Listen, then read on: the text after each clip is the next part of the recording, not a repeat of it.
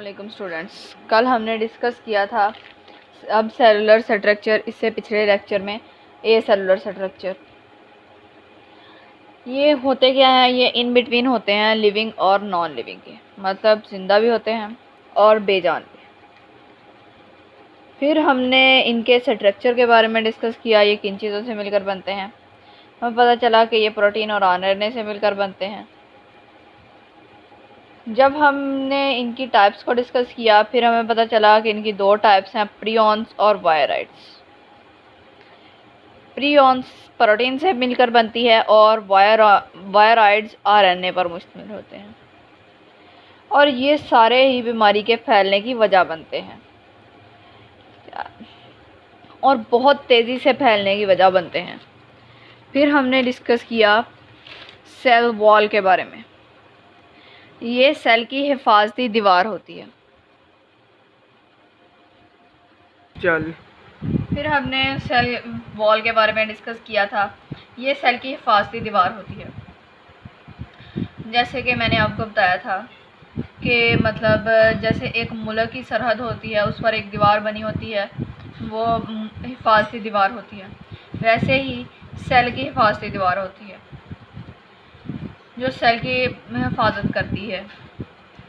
फिर हमने इसकी लोकेशन के बारे में डिस्कस किया। ये प्लाज्मा मेम्ब्रेन के बाहर होती है। पहले प्लाज्मा मेम्ब्रेन आती है और फिर ये आउटसाइड में होती है सेल वॉल। फिर हमने इसके स्ट्रक्चर के बारे में, सेल में वॉल के स्ट्रक्चर के बारे में डिस्कस किया था। तो इसकी दो लेयर्स होती हैं, एक आउटर और एक इनर। आउटर को प्राइमरी लेयर कहते हैं और इनर को हम लोग कहते हैं सेकेंडरी वॉल। सेकेंडरी वॉल और इनर वॉल, ठीक है।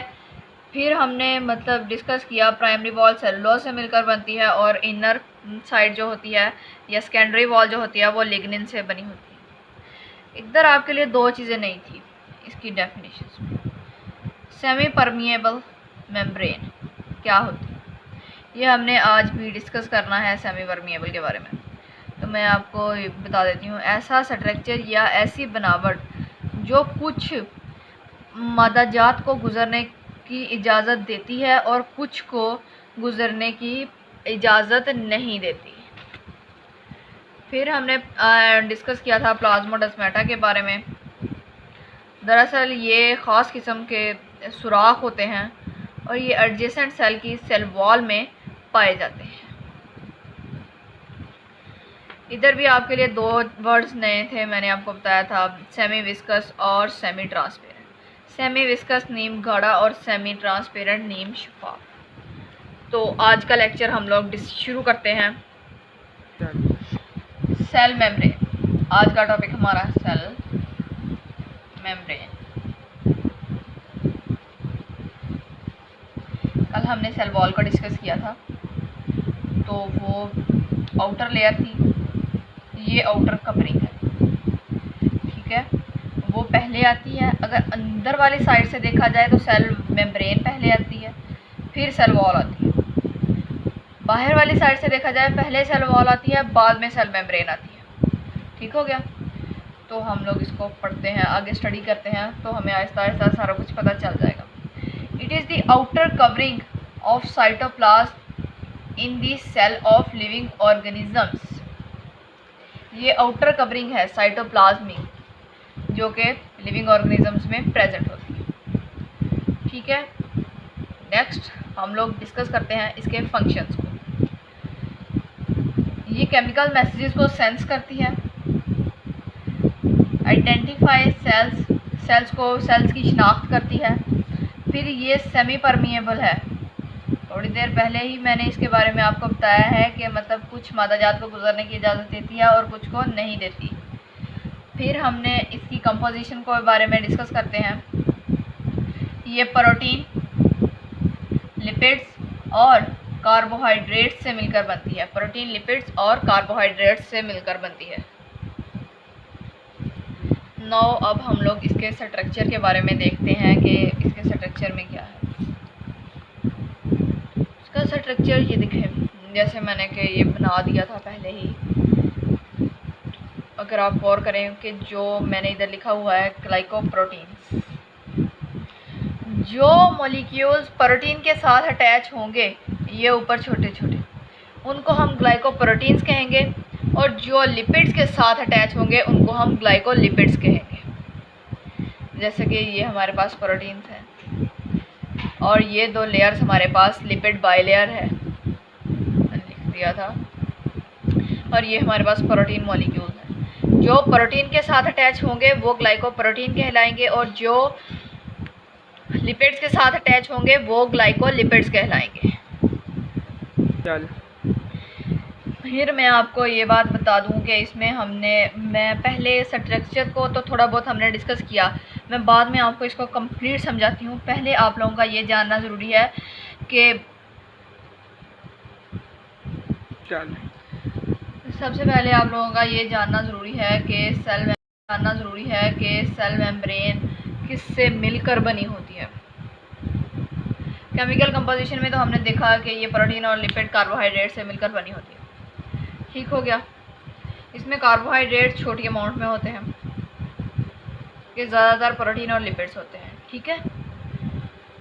और फिर जब हमने इलेक्ट्रॉन माइक्रोस्कोप से सेल मेम्ब्रेन को ऑब्ज़र्व किया तो मतलब ये कि हमें इसमें से एक मॉडल नज़र आ रहा था, fluid mosaic model. Fluid mosaic model का मतलब ये था कि there is a lipid bilayer in which protein molecules are embedded. Lipid bilayer है जिसमें प्रोटीन मॉलिक्यूल्स एम्बेडेड धसे हुए हैं, ये लिपिड बाइलेयर है। अब हम इसका स्ट्रक्चर कम्प्लीटली समझते हैं, फिर आपको समझ आएगी। ये लिपिड बाइलेयर है, एक ये लेयर एक ये लेयर, इन दोनों को मिला के लिपिड बाइलेयर बन गया। लिपिड बाइलेयर है, इसके अंदर हमारे पास प्रोटीन मॉलिक्यूल्स धसे हुए हैं। थोड़ी देर पहले मैंने आपको बताया था कि जिनके ऊपर ये छोटे छोटे, अगर ये लिपिड्स के ऊपर लगे होंगे तो हम ग्लाइकोलिपिड्स कहेंगे, अगर ये प्रोटीन्स के ऊपर लगे होंगे तो हम इसे ग्लाइकोप्रोटीन कहेंगे, ठीक है। फिर मैंने आपको बताया था कि इसमें small amount of carbohydrates present होती है, small amount of carbohydrate present होती है इसमें। ये सेल का इनसाइड स्ट्रक्चर है। नेक्स्ट हम लोग देखते हैं कि इसमें क्या है। ऑर्गेनेलिज, किन किन ऑर्गेनेलिज में ये मतलब प्रेजेंट होती है, पाई जाती है।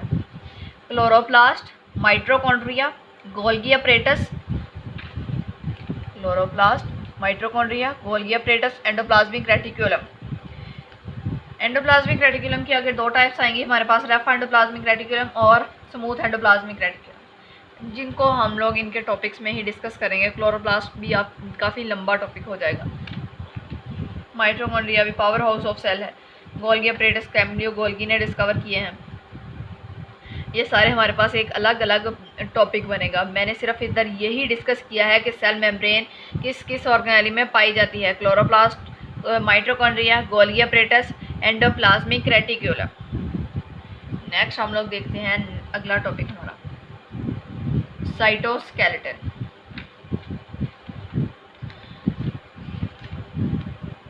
साइटोस्केलेटन दो अल्फाज का मजमूआ है।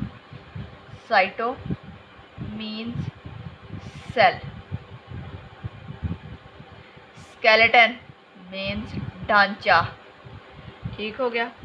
अब हम इसकी डेफिनेशन को डिस्कस करते हैं। Network of microtubules and microfilaments. ये नेटवर्क है माइक्रोट्यूब्यूल्स और माइक्रोफिलामेंट्स का। माइक्रोट्यूब्यूल्स ट्यूबुलिन प्रोटीन पर मुश्तमिल होते हैं, माइक्रोफिलामेंट्स एक्टिन पर मुश्तमिल होते हैं, ठीक है। इसके फंक्शंस क्या होंगे? होल्ड सेल शेप और चेंज सेल शेप। ये सेल की शक्ल को तब्दील भी कर सकती है और उसे होल्ड भी कर सकती है। नेक्स्ट मैंने इसका इधर आसान सा स्ट्रक्चर ये ड्रा किया था ताकि आप लोगों को समझ आ जाए। ये हमारे पास माइक्रोट्यूब्यूल्स हैं, इसमें ये दो लेयर्स हैं इसकी, ये outer layer inner layer. Micro filaments हैं ये,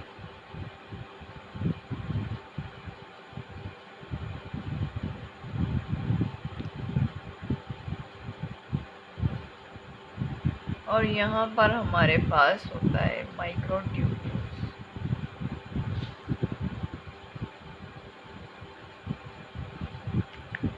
ये होगा माइक्रोट्यूब्यूल।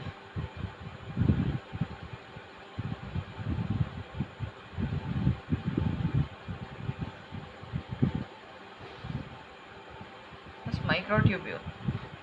फिर मैं बता रही हूँ इधर कुछ ऑर्गेनेल्स होंगी लाइक माइटोकॉन्ड्रिया,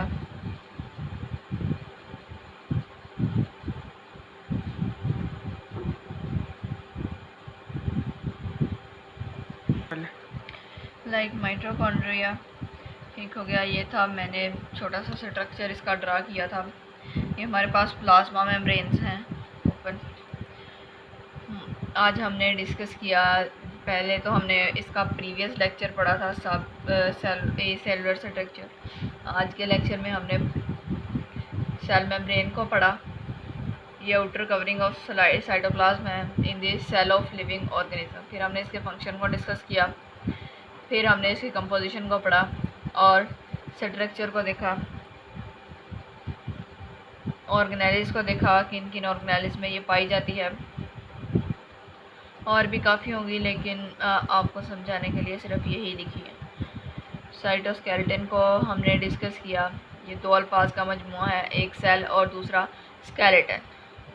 फिर हमने इसमें दो हमारे पास थी, एक माइक्रोट्यूबुलिन, माइक्रोफिलामेंट्स। माइक्रोफिलामेंट्स एक्टिन से मिलकर बनते हैं और माइक्रोट्यूब्यूल्स ट्यूबुलिन प्रोटीन से मिलकर बनते हैं। इसके फंक्शंस को देखा, सेल की शेप को होल्ड करते हैं और चेंज भी करते हैं। फिर हमने ये साइटोस्केलेटन का स्ट्रक्चर ड्रा किया था, साइटोस्केलेटन।